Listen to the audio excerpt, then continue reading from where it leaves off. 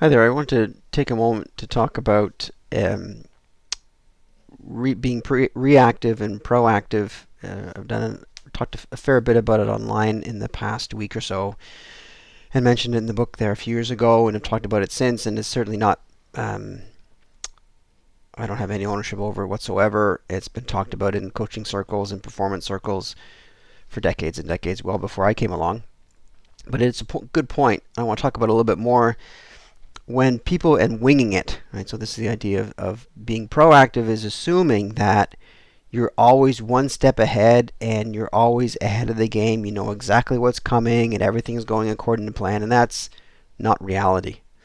So there is a constant relationship between being reactive and proactive. And I use the word reactive and not responsive because we're knee-jerk reaction is something comes into you and then you do something without processing any of it.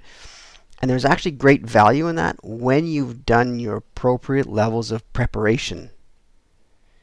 So when you've prepared, you have a foundation of knowing what needs to get done when it needs to get done, having a perspective that's a solution-driven perspective, being able to have conversations. You've practiced having conversations. You've had conversations that have failed. You have had conversations that have gone really well. So when you're faced with something, we are reacting, but we're reacting from a prepared place instead of winging it, unprepared, and just hoping it turns out for the best. That's not what we're looking for.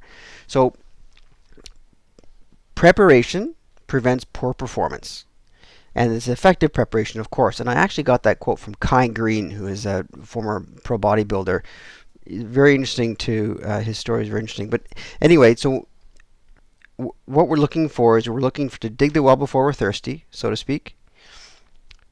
Prepare before you need to execute, before you need to perform, and that preparation is going to influence how you react. Whether you're reacting from a proactive place because you're used to being in that state, when the stimulus comes, you know what to do because you've done it so many times.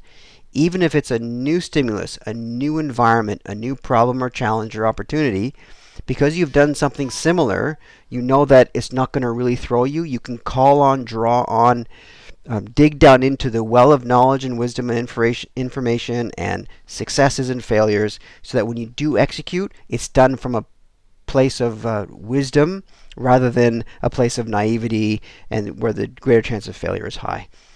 So I did want to mention that because there is a point we are always reactive to some degree. We're responsive and we are proactive in our preparation.